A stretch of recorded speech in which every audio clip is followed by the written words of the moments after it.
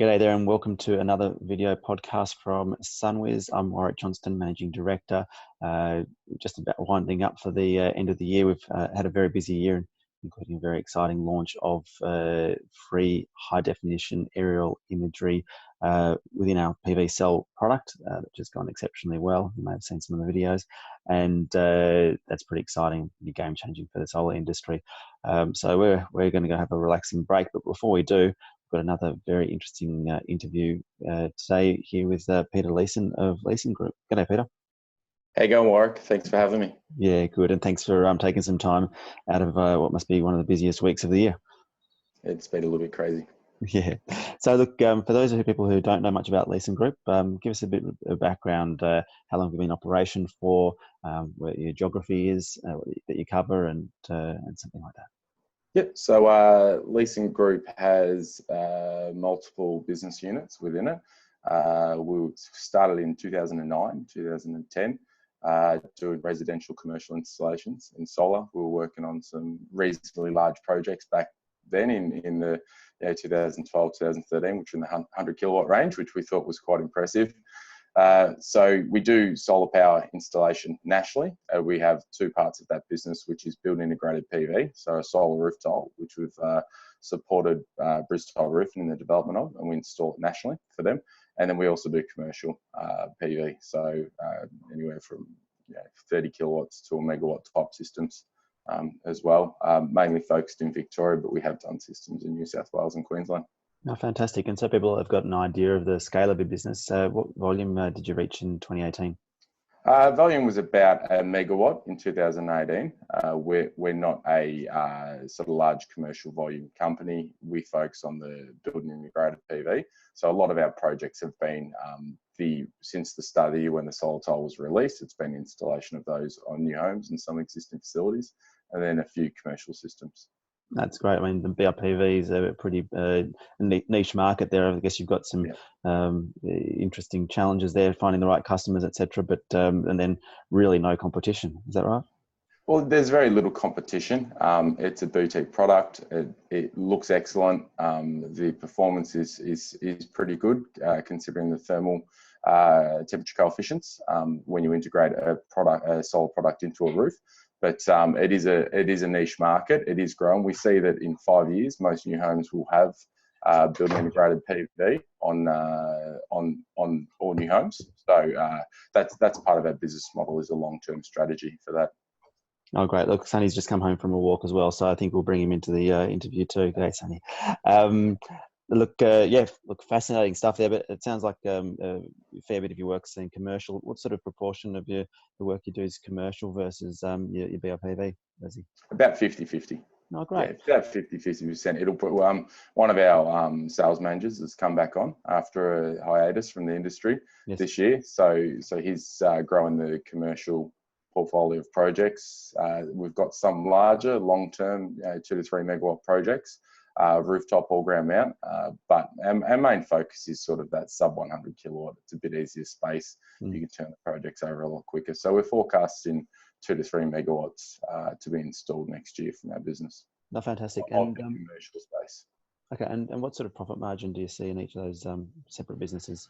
Look, in solar, commercial solar, it's sitting at about 18 to 20% GP, generally speaking. So yeah, we don't go below that, but we also don't go above. We just really try to get the cost as low as possible for the consumer, so it's an easy business decision. In the residential space, look, the margins are probably slightly lower, but for us in the building integration PV, we sit around the same sort of area. Okay, good to know. And I saw you from your website that you won some awards as well. What were they for? So we did. This year, my brother, Matt Leeson, who's a GM of Leeson Solar, he won the Design Installation Award for a building integrated PV system. I think it was about 8 kilowatts in Rochdale in Queensland. So that was a good win. And then in 2015, we won an award for a flexible attached system on the Port of Melbourne Corporation at Holden Dock Gatehouse. It was a curved roof, and we put a flexible solar panel with a custom manned system on that roof, and we won the award there. And then we also were a finalist in the same year for a rooftop mounted 27-story high building in the CBD, which was ballasted. So we used a man system that was ballasted to the roof. So there were one penetration for cabling, and that was it. That's great. Look, it sounds like you take on some jobs with some unique challenges there. Is that right? Fair to say? Yeah, we've got engineers in our company. We've got an engineering background. I've got a construction background as well. So we prefer the sort of the more unique projects, especially the smaller ones, because we've got a point of difference in design and installation of those projects. So it gives us a bit of an edge, but it's also a lot more interesting. The other sections of our business are our main bread and butter, which we'll talk about a bit more later. Yeah, look, I'm interested in hearing. You've done, I think, what many people in the solar industry would love to have done, and that's actually get involved in delivering solar farms. Can you tell us about the journey that took you to be able to do that, and the projects that are involved? Yeah, look, so we started looking at solar farms about 3.5 years ago. We were considering the EPC side more than the development, but I understood for a company of our size to do the EPC, we would need to be involved in the development side and own the projects. So we started out in that field and quickly learned that EPC for large scale was a very tough game, as we've recently seen with RCR going into administration. So we started with large rooftop systems and then moved into smaller solar farms, your sort of 10, 15 megawatt. Had some success with a 10 megawatt solar farm in northwest Victoria in grid connections, and have built our sort of portfolio of projects up from there, where we had the 34.2 megawatt Kahuna solar farm that was successful in the VRED. We've got another 100 megawatt solar farm in late stage development, and another 300 or 400 megawatts in our pipeline of projects at an earlier stage development. That's amazing. And what has been that's underpinned that transition for you? Because presumably it's a lot different game to doing commercial sales and installation. Yeah, that's right. So, I mean, traditionally we were an electrical contracting company that didn't do projects under the $1 million mark. So we're doing commercial electrical installations.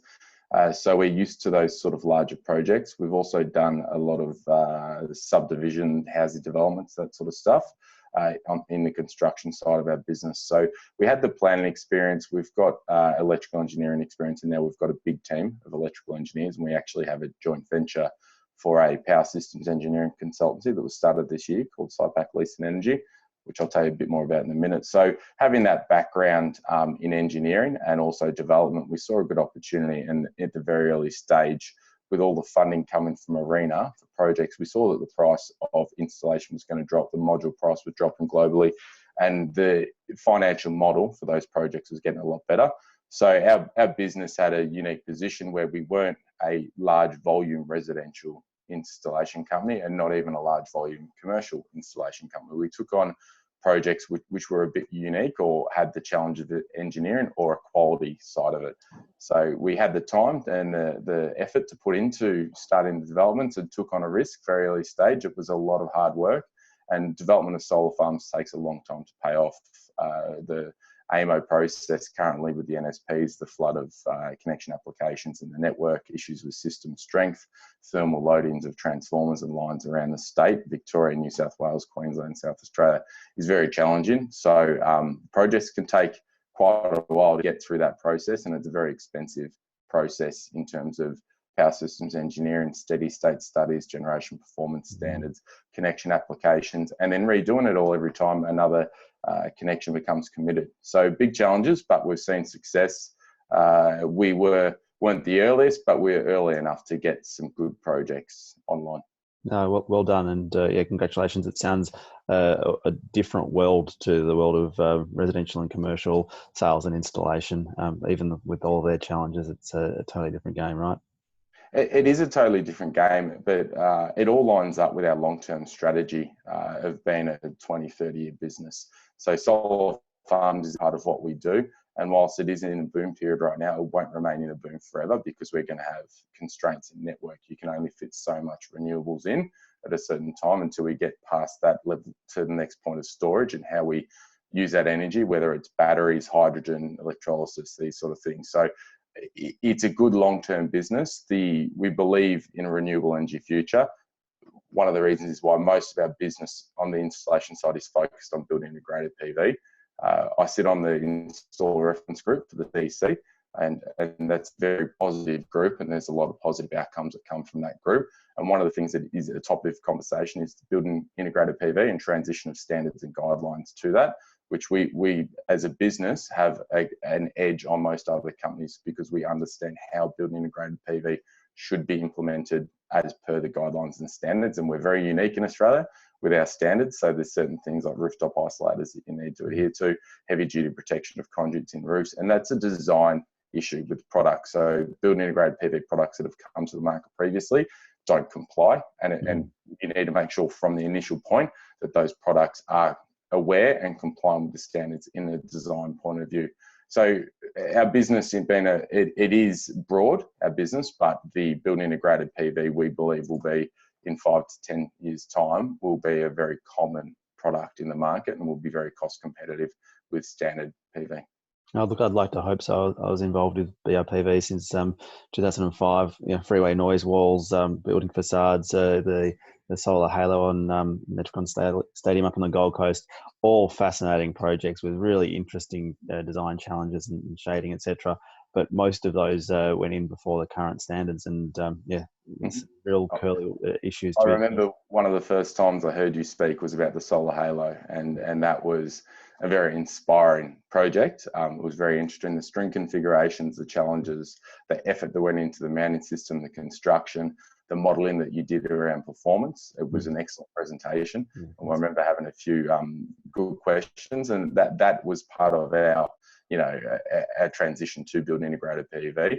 On a commercial front, I don't see a lot of viability. There's Onyx Solar and that sort of stuff that do these very architectural, impressive buildings.